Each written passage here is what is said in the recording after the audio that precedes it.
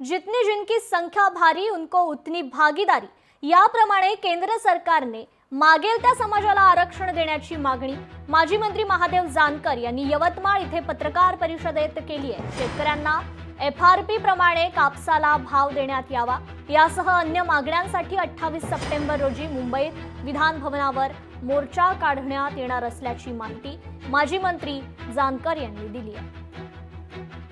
जिसकी जितनी संख्या भारी उसकी उतनी भागीदारी।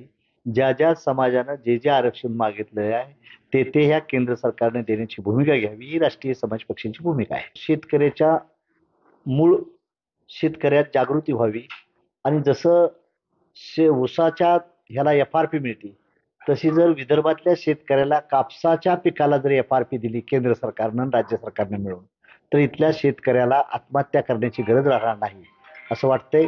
म्हणून आम्ही 28 तारखेला दिल्ली बॉम्बेला मुंबईच्या विधान भवनावर मोठा शेतकऱ्यांचा मोर्चा देखील आयोजन केलेला आहे।